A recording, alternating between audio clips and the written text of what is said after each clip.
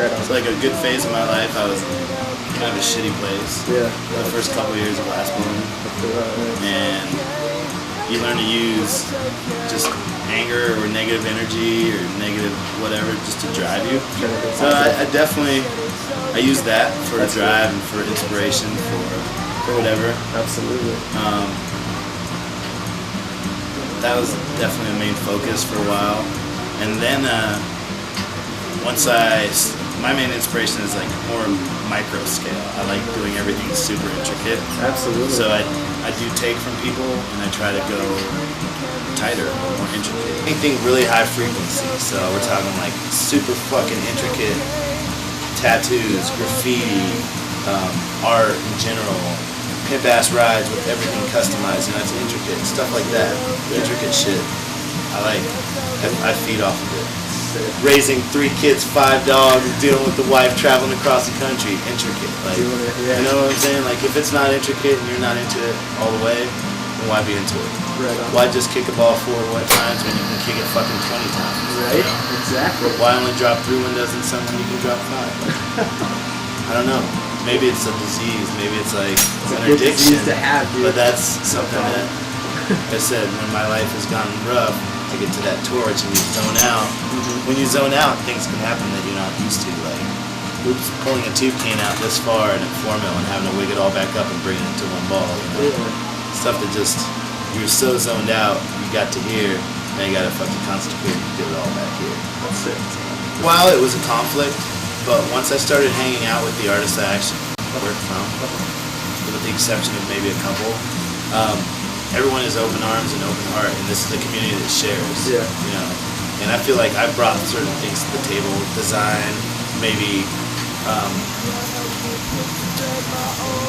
attachment-wise, that wasn't here before, and I feel that, you know, it's a give and take situation, and if you put out and you share just as much as you're, you know, taking from everyone, that it can be, you know, it's never endless, man. Yeah. It's never endless. It's an open pot.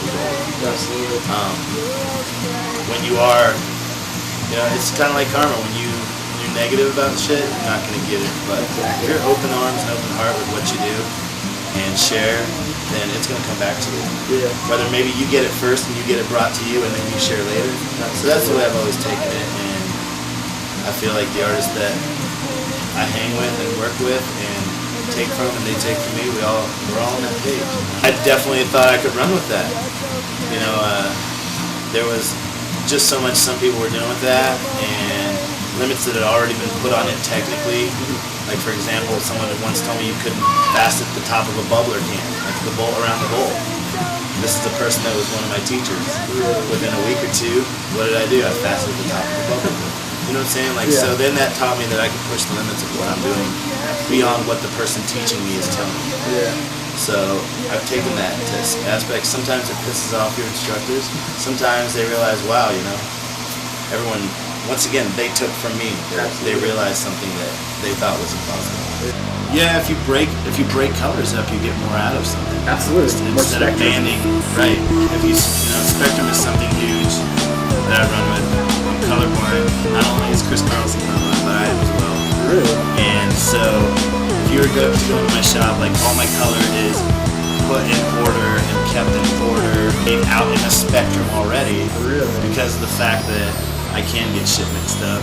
So when you organize like that, it makes it easier to plan out a piece and to get, you know, breakup, right? Yeah. So black is always such a great color to throw between something if it's a dense color, because it just breaks up the monotony of just a fade. Definitely Austin, man. He's somebody that does the largest prep of a human body that I know, so I would need him on my dream team. I would have to go with Banjo because his mind is like no other I've ever dealt with. He can make something out of nothing. I've seen it on an everyday basis. Eugene, he is just a solid, badass, all-around light. Heady, someone that can go all out, most amazing color combinations. He mixes all kinds of crazy colors together.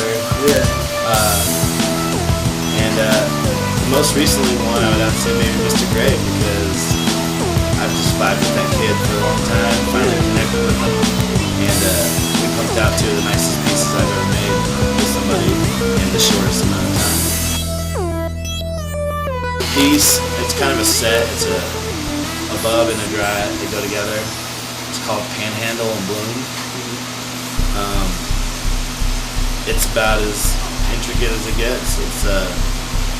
It's a sublime bubbler with rainbow patchwork, fire patchwork, water patchwork, rainbow, fire water reversals. Yeah. It has vines, flowers. The dry Sherlock probably has over 500-600 squares in it. It's a tight set. It definitely took every bit of my energy. I slept for 2 days after that, to make that. So I would say that embodied where